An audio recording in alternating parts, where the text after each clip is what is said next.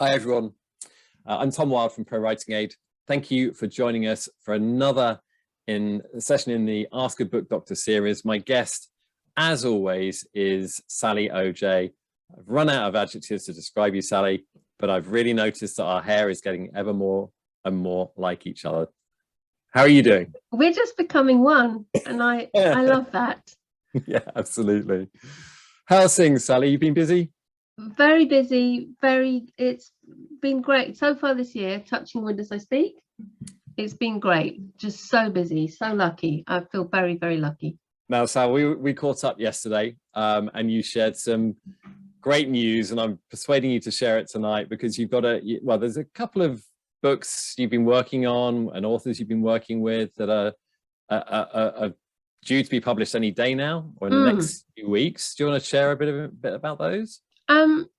I do. I would love to. There's one is a very kind of specialist book, or you would think it is. It's non-fiction, and it's called All of the Living and the Dead, I think. Yeah, All of the Living and all the Living and all the Dead. All the Living and we went through several titles, but that's the one. And it sounds really macabre, but it's a book about what happens after you die, and not in a very literal, cold hard literal way. It's about undertakers and coroners and grave diggers and stuff, by a wonderful woman called Hayley Campbell, who's actually Audrey Niffenegger's stepdaughter. And it's just such an interesting and important and really funny book. I mean, she's done it so well, and it's just stuff that needs to be talked about. So that, I know that sounds gruesome and everyone's thinking, oh, but it's such a great book. And I'll tell you how good it is. Nigella Lawson's given it a fantastic blurb. Right. That's how good it is. And that's out, I think, on the 3rd of March. I'm not quite sure.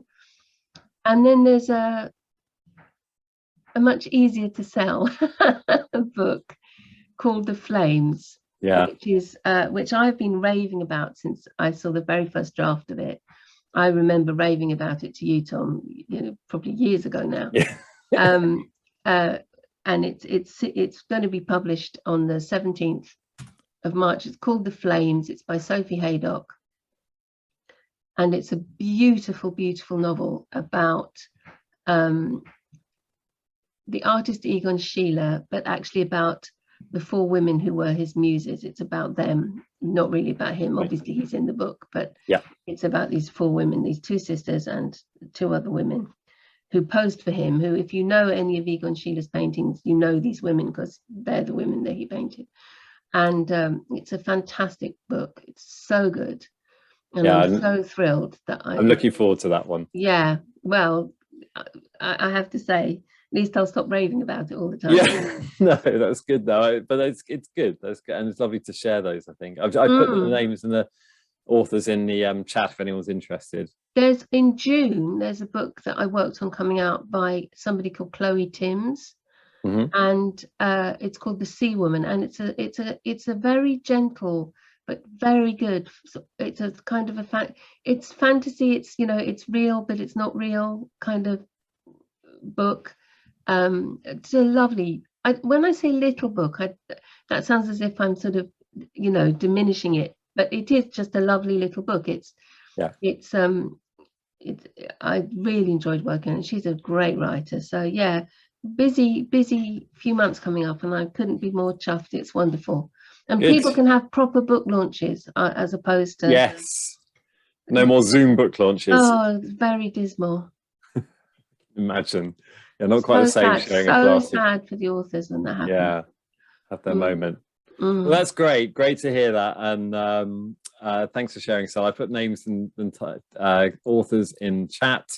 Okay, so let's move on to the main topic tonight, which is emotional depth and texture, is what we have kind of called the night, or called the session rather, which is a topic we have covered before. So just being absolutely clear, the idea was that when we put some of the topics we covered before, we thought we'd do them again, partly because of the response we had, but partly because we wanted to give our audience, you guys, an opportunity to ask the questions that we didn't get round to. So if you have got questions about emotional depth and texture, I'm sure they'll start to come to the front of your mind as we go through some of the topic, but please do start posting your questions early. I'm actually very keen on getting questions, because I think this is something that authors struggle with and often don't even, it's a problem that they often don't recognize is underpinning the writing, and I'm really looking forward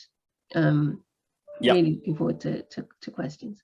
Okay, so we will be covering, so I know someone said, can we repeat though for those who are new, we will be covering most of, many of the points we covered last time, framing them slightly differently, but there is a recording as well. All of our sessions are available for everybody for free on YouTube, on our ProWritingAid YouTube channel. So you can find everything we've ever done there.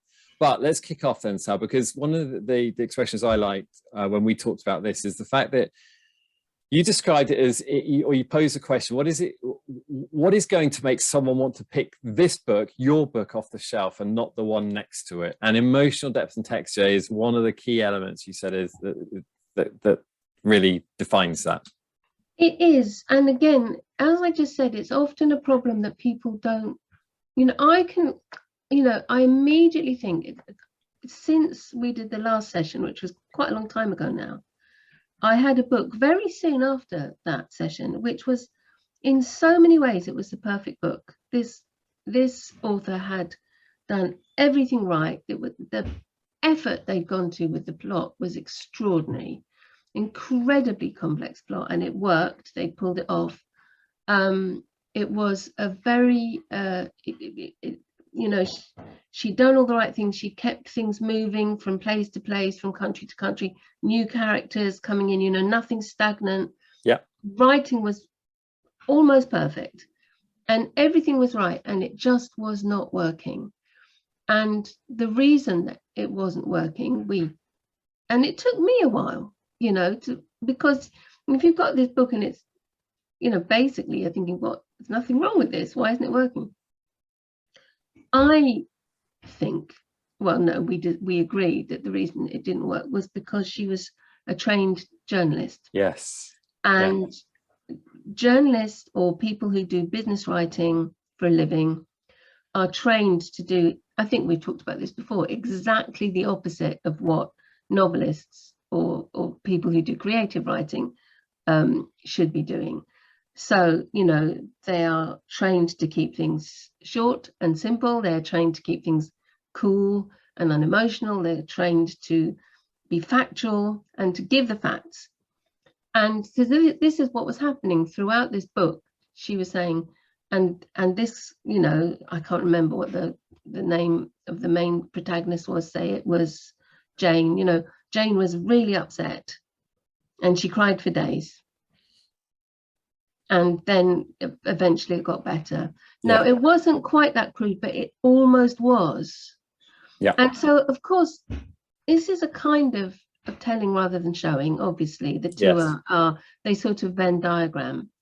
But and of course, you can sometimes say this person was very upset. Of course, you can sometimes say it was terrible. They all, cried for days. But at some point, very soon, you have to make that emotional connection between your story and your reader. The reader has to care about your characters, and they have to care about the story. And if it's presented like to put it one way, if it's presented like a news story, they're not going to be, well, immediately 1,000 awful news stories flash through my head. But you know what I mean? If it's written in this very journalistic way, they're not going to be able to make that connection. That's one reason it happens. And of course, not everyone's a journalist. Not everyone can say, I was trained in this way. Sometimes it's simply just that people are focusing so hard on getting everything else right. They're focusing so hard on getting their their characterization. They're focusing so hard on getting the plot right. They're focusing, and it's easy to forget that you have to draw your reader in, that you have to kind of woo your reader, that you have to, and also I guess not necessarily realize or underestimate that they don't have that same connection that you do at that point. Exactly, because, you know, we talked last time we did this about how people carry their stories around it. You know, I've talked about this in other sessions. You know, that a book can take a long time to cook in someone's head, and by the time it's coming out, you as an author know it really well and know the characters really well, and you sometimes forget that you have to actually think of your reader. They're all coming to this stone cold. You have to welcome them into your world. You have to invite them into your world. You have to say, come in, sit down, have a cup of coffee, and let me tell you about what's happening. And that's a thing that's easy to forget. Of course, if you start thinking about it, it's easy to overthink it. But there are certain ways, and we're going to talk about, that you can make sure you're doing it. Yeah, and that was an interesting point last time. How do you know you've got the balance right between you know, overdoing it and underdoing it? And is that something that comes with practice? Is that something you see more amongst newer authors, or is it something that you know, you asked me this last time and I said no, because I went back to have a look at the recording. I said it's not always newer writers. It is, and that's true, it's not always newer writers, but it is often people who are writing their first novel, and who are focusing on, you know, writing is something you have to practice. It's a craft. It's like any other craft, and there are degrees. You know, some people it just all comes absolutely naturally to, like the person who can sit down and just play, you know, you tell them any tune and they can just play it on the piano. We're not all that lucky, but people can learn how to play the piano and they can learn how to play it brilliantly. And it's the same with writing. Sometimes if you've got, you know, the will and the determination and the heart for it, you can do it. You can learn how to be you absolutely can learn how to be a good writer. And so the things that you need to do is just make sure, and we're going to talk about how. I'm not just because otherwise I'm doing exactly what I say people shouldn't do.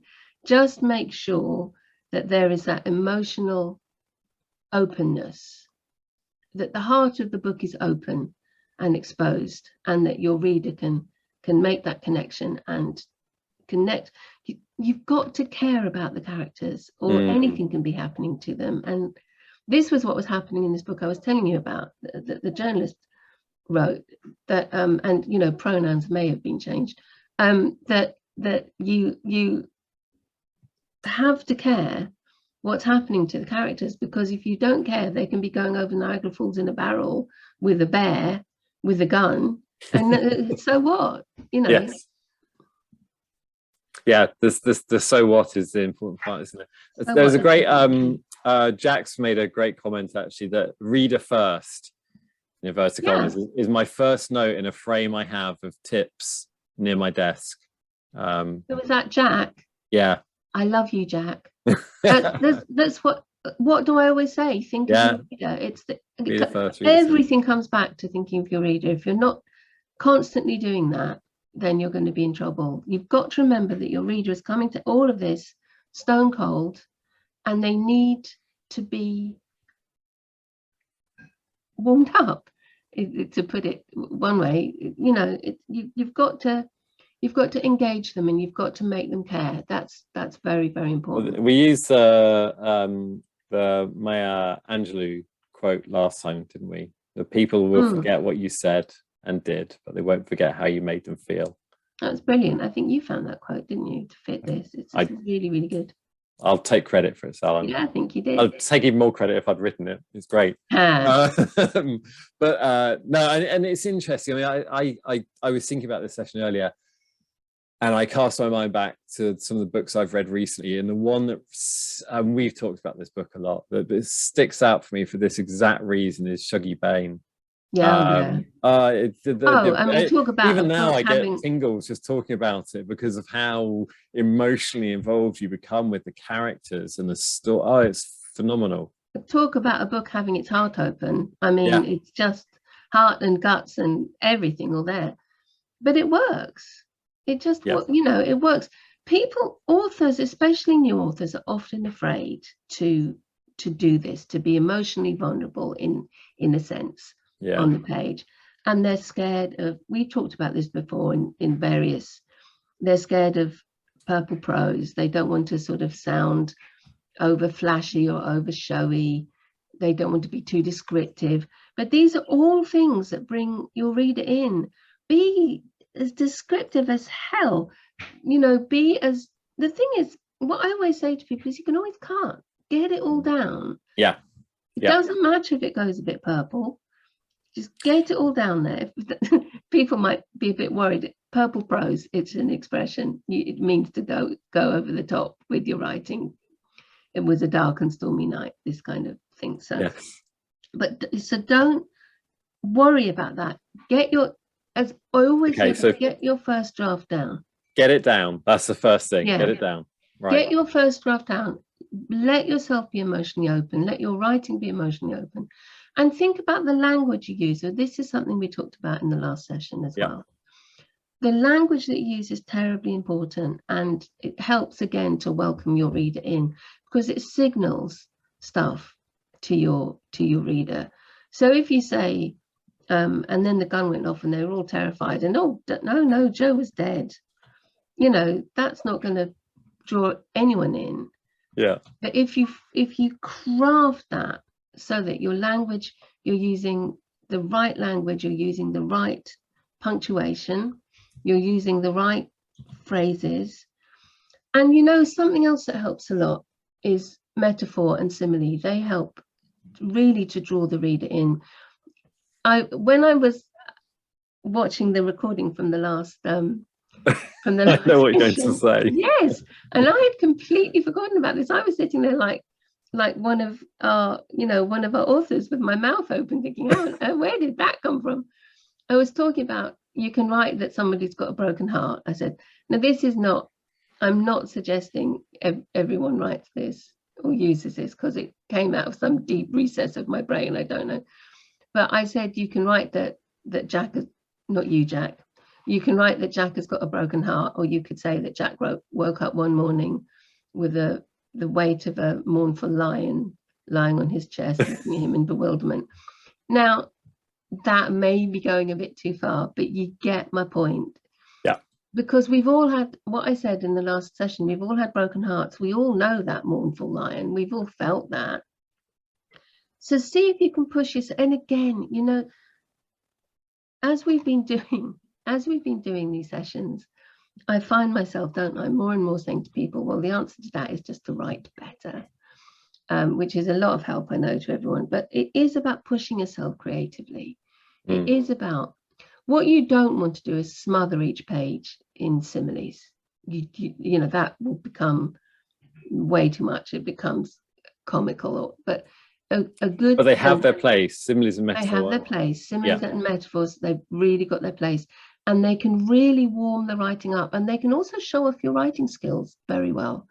Don't force them, just let them come naturally. Okay. Somebody once told me that they'd practiced a load of similes, you know, they've written them down, and actually, for all I know, he managed to get them in his book perfectly. But I would suggest just letting them come naturally. Yeah.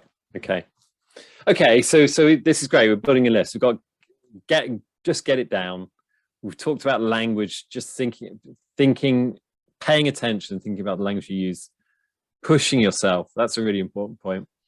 And letting yourself as well as pushing yourself. What did you mean by that? What I said before, let yourself. Oh, sorry, yes. Yeah. Okay. What else? How to make your reader feel what you're feeling, what the characters are feeling. You see, that was a Freudian slip, because it was actually what I was going to say next. Or is it a Jungian slip? I can never remember these slips. Put yourself, before we talk, I'm referencing before because I want to acknowledge that this is things that we've said before, but it's all valid. Yeah. When what I used the example before about somebody saying, you know, they what was it, their blood ran cold or something. And I you know, if you use a well-worn phrase, a well-worn cliche, it's just going to slide over somebody's eyes. They know what you mean. Their blood ran cold. Okay, I know what you mean, sure, but it's not gonna sort of grip somebody. And I said, if you try and remember the last time your blood ran cold, because unfortunately we've all got a memory of that. You know, how did you actually feel? Well, yes, you feel that weird ice sensation down your back. That's awful. But again, that's often done. So what else did you feel? I was talking to an author about this quite recently, and he said that he almost got sort of tunnel vision when that happened to him. Okay. No, and he said he hadn't wanted to use it because it seemed too out there. But I think if you write it with sincerity, if you write what actually happened to you, it's going to work. Yeah. It certainly should work.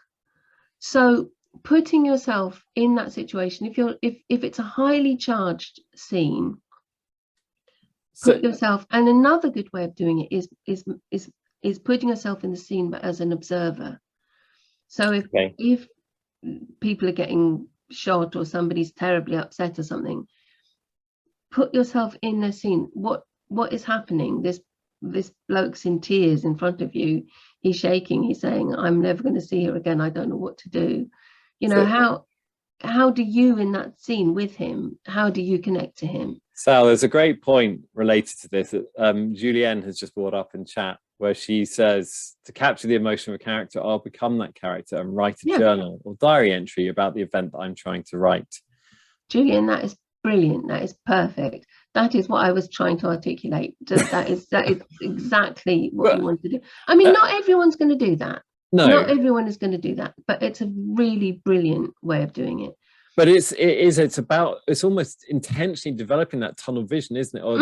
And you've used examples before when you've said about I think you said about an editor or an agent saying, you know, go and crawl across a field and see. No, that was me. I said that was you. Yeah. That's right. Sorry. That's right. And Sarah, I was actually with an agent who agreed with me at the time. Yeah.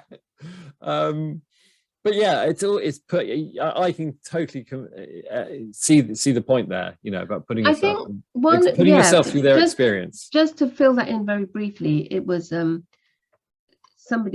this guy had written this thing where the character was crawling across a field at night and it was absolutely dead. There was just nothing there. And I said to him, you need to get down on your belly and crawl across the field. And he was really completely shocked by me saying this. But it made a huge difference because, you know, he noticed the smells and he noticed the little creepy crawlies and he noticed what his legs were doing as he was doing it. So it did make a huge difference. I mean, that kind of thing is always going to help. Yeah. And you know what? I thought of something really good just now and I got distracted. What were we talking about before? We got on to talk about putting yourself in the reader's shoes, tunnel vision and writing that the idea of the journal entry of the main character. We've got quite a few questions building up as well. So just let's do it. If I remember. It wasn't absolutely brilliant. It was just something I thought of. No problem. Okay, I'm sure we'll get there. Okay, so let's start from the very top. When going into the head of your character, how can you tell the difference between waffling and verbalizing their emotions? I'm stumped. I will think of something. Hold on. It's an interesting question. I mean, it's almost something that so going back to your point about getting it down when you're reading it back, or when I think if that's something that you've got to write first, I think, and then you know, cut or think about reading things back to yourself. You'll soon see if you're waffling, or even better if you can get somebody to read it back to you. And I've remembered the brilliant thing that I thought I was going to say, which is just language is terribly important, using the right language. So I want to answer the waffle question, but that's what I was going to say. So remind me if I forget. So I think if you're really worried about that, I'm just going to more or less repeat myself now, but it's a good question. Get it down on the page, come back to it a day later. Remember, you know, nothing has to be done. These things take time. So if it's, you know, I always use this example of, because I'm just such a one-trick pony, I just say the same thing over and over again. I always use this example of a crystal glass, right? Anyone here who's been listening to that, they know my crystal glass thing. If you've got a beautiful crystal glass and you ting it, it makes this beautiful noise. But what you don't want to hear is, right? That's not what you want to hear. Every single person here, when they write, they can be hearing ting, ting, ting. That was good, that was good. And then they will hear clang. And they go, I didn't hear that. That wasn't really clang. It was fine. No one else will notice. I'm just going to leave that there. It's fine. But you know it's wrong. So if when you come back and read your is it waffly or is it not, you will hear clang, then you've got to fix it. We are very good at editing ourselves, all of you guys. I think this is linked to that point you made earlier, which is, you know, writing is it's hard work that you need to practice. It's like a muscle, right? So it is like the more you do it, the more you become attuned to listening out. And in fact, I've got to mention a couple of things here, Sal, because Barb has mentioned that when I've written something that brings tears to my own eyes or clutches at my heart, I feel like I've done a good job. Well, of course, and that's great, you know, to be in that position where it does it to you. That's must be phenomenal as an author. And Sal, I've got to follow up with this. Sorry, but Travis has just added that, Sally, you inspired me to play in the mud for my novel. Fantastic, Travis. That made my evening. The point about making yourself cry, and which is so good, I don't want to detract from that at all, it means you are opening up and letting things out. You've got to think about your reader though as well. So you've got to make sure that they can access that as well. I'm sure they can. I think if it's that powerful, they probably can. But if you're, my main point is, with all authors are much better at self-editing than they think they are, because we all know that clang. All authors know that noise when you're reading something, and the temptation to just kind of, it'll be fine. No one will notice. I noticed that, but no one else. Who's going to notice? You know, people will notice. And I've worked with so many authors now over the years when I've said, you know, this bit isn't working, and they've said, yeah, I know that, I've always known that bit hasn't worked. Quick word about language. Yes. So this is a huge way of bringing your reader into your book, is using the right language, the right, I slightly hesitate to say emotional language, because that that can conjure up all sorts of different ideas, but you want warm, or not always warm, but you want the right words. You know, what was that thing that you liked so much that Sarah did? She turned on her heel, and what did she do? Did she strut away? I can't. You know, it's using the right words to fit the right emotion. It's finding the right words to fit the right emotion, and trying to push yourself a bit. So obviously scream fits an emotion, but you know, see if you can find something a bit, because again, people are scared of doing this because they don't want to be showy or look like they're being fancy or whatever. I mean, I've heard all of this from authors for years. I don't want to, you know, show off. But if you look at all your favorite authors, the ones who've really got you right in the heart, they're being fancy as all get out. And you don't even notice, because it's good writing, and good writing is invisible. And so, well, it's not always invisible. Sometimes you go, my God, that's good. But you know what I mean. So choose your words carefully, choose your language carefully. Look at your favorite authors. I always say this, I'm a two-trick pony. Look at your favorite authors and see how they do it. Learn, it's a learning process. Learn from the best. Look at your favorite authors and see what they do. How did they move you in that scene? Great, Sal. Let's carry on with a few questions. Sorry. No, that's all good. All good stuff. So I asked Lou, sorry if I've mispronounced your name. It's just an email address. The strongest emotional reactions often come from what is not written, but implied, i.e. between the lines. Are there any exercises or reference books that you would recommend to help us cultivate this ability? It's quite an interesting one.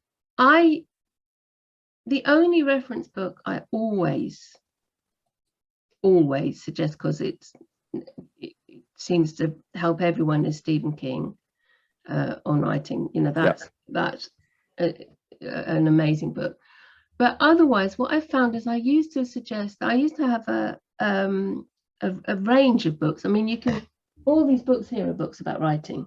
All these books here are books about how to write.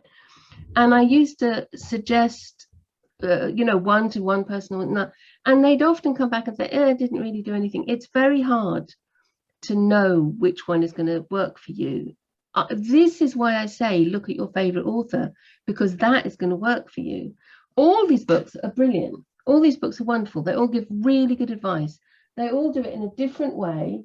They all come up with different access to different things. They all essentially tell you the same thing. Yeah. But it's finding the one that will resonate with you. And that's why I say, look at your favorite author and see how they've done it, because that will work for you because you love their writing. Right, now, so to you guys out there today, Jack's made some suggestions. Solstein on writing, Sacha Black, that's a good Anatomy of Prose, both getting a few mentions. Barb's mentioned the Emotion Thesaurus, a writer's guide to character expression, which I didn't know about until somebody mentioned it on here once, and it's good. Yeah. So come on, any more ideas? Let's share some ideas out there. Chuck them in. There's some, I'm sure there's some great knowledge and great experience out there that can be shared. Thank you, Fiddlesticks. Bird by Anne Lamott. I don't know that. Helped me a lot. Okay. Yeah, fantastic. Okay. Questions. Where are we? Don't forget, if you do want to get, there's a couple of questions that got into chat. If you do want me to ask Sally directly, please put them in Q&A. Some more great ideas, coming through for books to read. So once you've splurged out all the purple prose and emotional honesty in your first draft, how do you know what bits are useful to keep when you come back to it in the first edit? Well, the obvious thing to do is say, well, no, maybe not the first draft. I mean, it depends. What I was going to say, the obvious thing to do is get an editor to have a look at it. Yeah. I think what you do want is readers. I was going to say, on a serious note about the editor, I mean, things like a writers group can perform. Yeah, I mean, writers groups, beta readers. Writers groups don't suit everyone. For the people that they suit, they are fantastic, but not everyone's got that temperament that it suits them, and they can be very diminishing as well. It depends, but overall they're excellent. You can take things, you can do courses and take your writing to that. That can be very useful, and it can also be very diminishing. But I suggest there is not a published author out there. If you look in the back of a book, they'll say, under the thanks, they'll say, and to my first readers, and there'll be a list of people. It's a case of getting people who will, it's a skill to read other people's writing. And I don't mean people like me who get paid for it. I mean, it's a skill to be a beta reader or just a friend who reads a book, because it's difficult not to be overcritical. There's sometimes people just think I've got to just tell them everything that's wrong with this book. It's difficult not to just go, oh my God, this is amazing. You wrote a book. It's fantastic. I haven't got anything bad to say about it.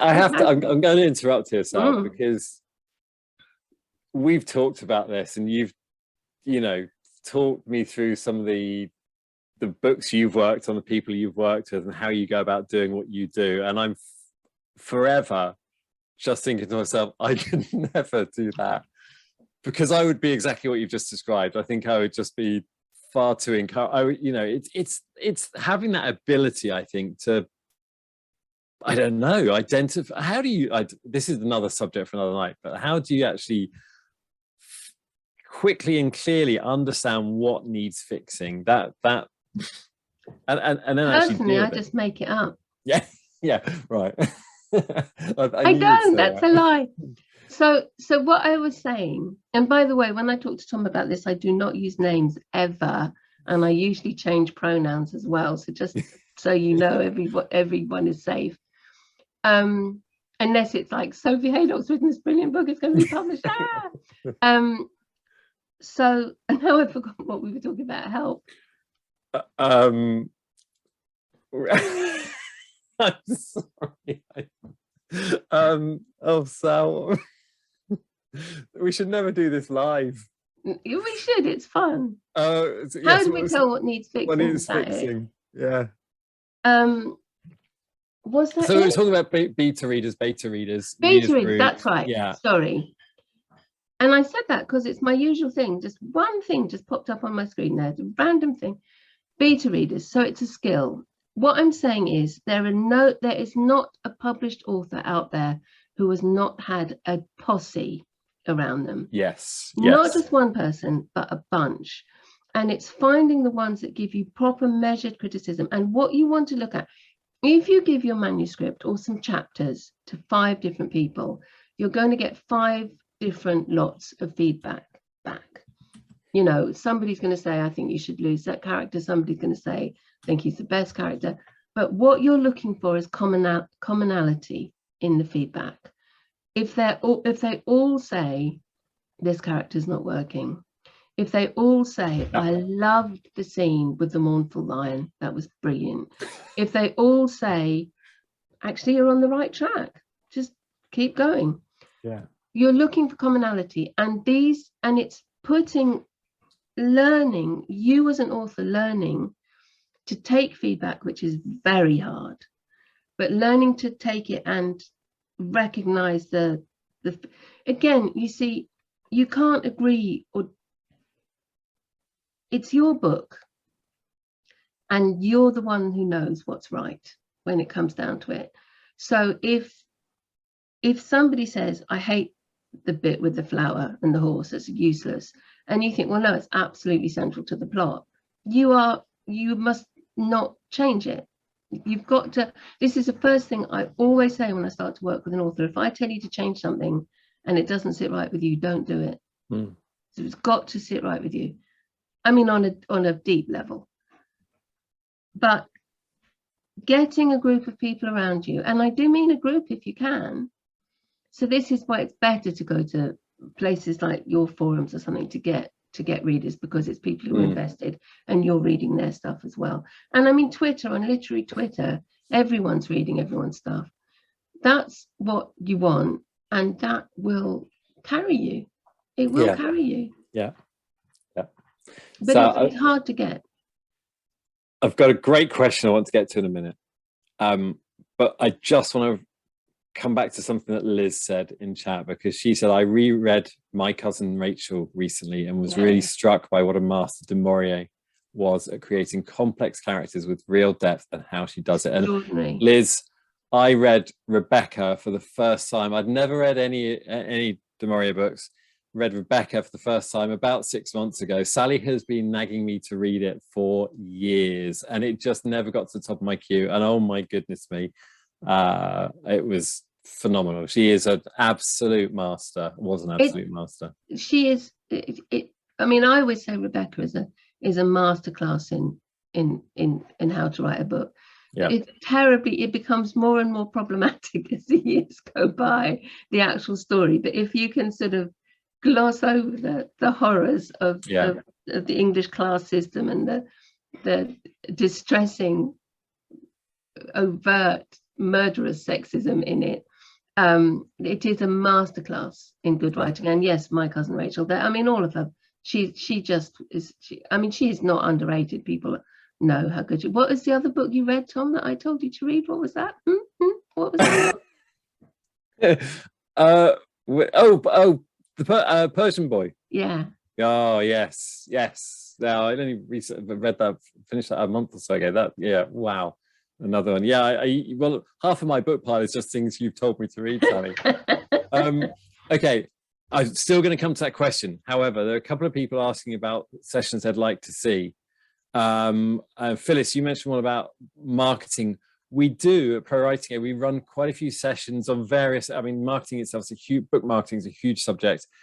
We have various kind of partners and experts who join us to run webinars on various aspects of book marketing. Just keep an eye on that webinar list that I put in the chat earlier. On our webinar page on our website, there are always events like that coming up, and lots of recordings about them as well. So around how to market your book. And in fact, Sal's come up with a session she wants to do for next month. We'll tell you about this at the end, but it's not directly about marketing, but it's certainly about kind of your expectations engaging an agent. So I'll come to that. I do want to get to this question though, because I think it's just really relevant for the, you know, a lot of the people out there today. And I don't know who this person is. It's an anonymous attendee, but they said, I've only ever written a first draft and not even finished it yet. If I cannot get emotional depth in here, will it be possible for me to later add it in the editing? Or is the purpose of editing just to tighten it? No, of course you'll be able to get it in later. Yeah. Absolutely. The first draft is traditionally appalling. So, that's why I'm saying don't send a first draft really, if you can, to somebody like me, because I'll just pull it apart. Yeah. I mean, it does cut out a lot of time if you send it to somebody like me, but at the same time, you are perfectly capable. No. And you know, I don't want to make people worry about this. I don't want to make people worry about anything. Yeah. Just write your book. Write your book. And the fixing will come right at the end, and you will fix it. You can fix it always. And that's exactly why I wanted everyone to hear your reply to that, Sal, because I think that is something that we get so caught up in what you're meant to do at what stage. And just write. Yeah. Just get it down there. And of course, you know, and I knew that would be what your answer was. And I know there's lots of support for that out there, but I think it's really important to hear that sometimes. It's our hair connection. Yes, exactly that. Okay, right, better get a few more of these questions done because we're getting short on time and I've got a ton still to get through. Okay, how much emotional depth do you need to do for support characters, or is it primarily for the POV characters? Funnily enough, excellent question. And funnily enough, the book that I mentioned, the book that was written by the journalist, their support characters were perfect. Their peripheral characters, you know, as soon as it only took a page of reading them and you got them, you knew exactly who they were, because they weren't thinking about them. It was just somebody who came in, did their thing. They were absolutely perfect. They were just, or was it because they weren't thinking about them? I'm not sure why. It was really odd. You know, their support characters were beautifully three-dimensional. They were, you just knew them, you knew the type, you'd met this person before. It was so support. No, the simple answer to your question is yes, support characters are important as well, because it's all about, otherwise they're just walking through a sort of black and white world, aren't they? You want your book to be in color, you want it to be in technicolor. So it's got to saturate every aspect of your book. And you know, you've got a lot of tools at your disposal. Use description, use all the senses. You know, I would say this a lot. Use you know, people think of the obvious senses, they often forget touch. You know, yes. Use all the senses. Use you know, try to show, not to tell. That will make a tremendous difference to this. Yeah. You know, when we talk about show, don't tell, we often you know, we're talking about it in a very specific way, but we can talk about it in an emotional sense as well. Yeah. So just shake out your box of tricks and use it all. Excellent. Okay, so it's just really made me laugh because Jeff has put in chat that the rough draft of the original Star Trek was the USS Yorktown, not the USS Enterprise. And can you imagine how different cinema and science fiction would be if that was never changed in a rough draft? That's really tickled me. Okay, let's pick another couple of questions, and then we're going to have to wrap up. But are there any tricks to demonstrate how one character emotionally influences the others? I'm going to get a bit strict and say, you don't really, I know what you mean. So I don't mean to be strict with you, but tricks is not what you want. But I am beholden as an editor to say, I know what you mean though. So it's fine. Well, only what we've already said. You want to get inside that scene. You want to be there in that scene. You want to use the right language. You want to, I mean, I tell you what else helps a lot, and you're all going to go, oh no, is writing in the, especially in your first book, make things easy for yourself. Write in the third person. So much easier. If you write in the first person, it's so difficult to do so many of the things we've just been talking about. Yeah. Nearly all of it.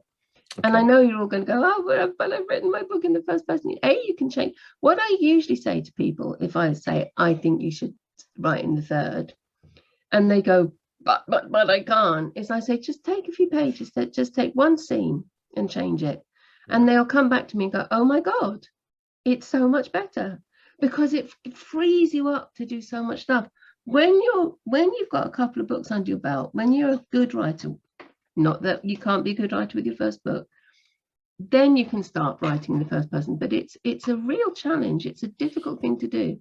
Okay. So be kind to yourself. That's be good kind to know. yourself. So and the person who mentioned tricks, I know what you meant. It's okay. A couple of, I think we need to probably wrap up with this question. There's a couple of questions around this, which is, it's that kind of knowing how much emotional depth is needed. So what someone's asking, how much emotional depth is needed for a fantasy novel? Another person's asking, what are the ways to gauge that I have enough emotional, well, they say emotional texture in my writing. But this is the trouble when you start to talk about yes, any subject, you cause people want to measure. Yeah, and I'm so sorry about this. You're almost certainly doing it fine. Yeah. 9 times out of 10 people are doing it fine, and it's tends to be very particular cases when it's not fine. As I say, people who've been trained to write in a different way, or people who are scared of holding back, scared of letting things out, not scared of holding back. So having set up this whole session about it, don't worry about it. Really don't worry about it. If you're constantly getting feedback that your book isn't working, and you've thought of everything else and you've looked at everything else, this could be the issue. Yeah. And then, hopefully we've given you a bit of guidance as to how you might approach that. The first question about fantasy, it's every single genre needs emotional connection. You've got to care about your heroine or your hero or your robot. If you don't, no one else is going to. You've got to make your reader care about them, and if they don't, they're not going to. Why read on? Who cares what the robot does if you can't connect to them? And obviously, Nina, my advice would be to sign up for our fantasy week, and I'm sure you'll find out more there as well. So Sal, that's been fantastic. I do want to just say, Sumano, I know you put a couple of questions and asked to see some examples of prose that lack emotion. With the sessions that Sally and I do, we tend to talk around the subjects. We don't do so much of a kind of show and tell, if you like, where we actually critique examples on the screen. But there are plenty of places you'll be able to find examples of that, I'm sure. Truthfully, Tom, they don't get into print very often. Well, we tried that, didn't we? And it just didn't work very well. It's much better when we just talk at each other. Just gas, it's better. But having said that, talk at each other with the fantastic input and always conversations with everybody out there. Thank you ever so much once again for joining us. We really do. I know we say it every time, but we really do enjoy these sessions and enjoy hearing from everybody and trying to just provide a bit more support and encouragement and some tactics for how you can do what you're doing. And I'm sure you're all doing it so well. But we're here to kind of see you through that. Absolutely. Absolutely. Tom, you were going to mention what we want to do next month. Oh, yes, quickly. Sal, so next month. I'll do it if you want. Yeah, go for it. So I wanted to have a session. I've had a raft of my authors submitting to agents recently. For some reason, it's like waiting for a bus. None of them do it, and then everyone's doing it at once. And it is such a tense and difficult time submitting. And it is, I think, made so much harder because it's like the wizard behind the curtain. Agents are hidden behind this wall of secrecy, and nobody knows. You send off your book and nobody knows what happens behind that curtain.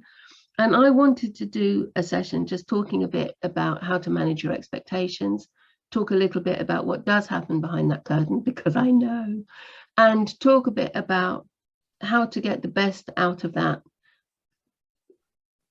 process and that situation without really having a very hard time. It's soul destroying, and I just thought, well, maybe we can help it be a little less soul destroying. So that's what I thought we could talk about next time. Well, Sal, it's already getting some love and appreciation. Lots of people saying it's a great idea and would love to know more, and a great topic. So now you've got to deliver. That's all. I told you I'd just make it up. Yeah, throwing some words about condiments. Exactly. Right. All right, we have to go. Thank you. Thank you for giving up an hour of your time, everybody. We will see you in a month's time. Stay safe, and we look forward to seeing you in March. Thanks so much, everyone. Bye.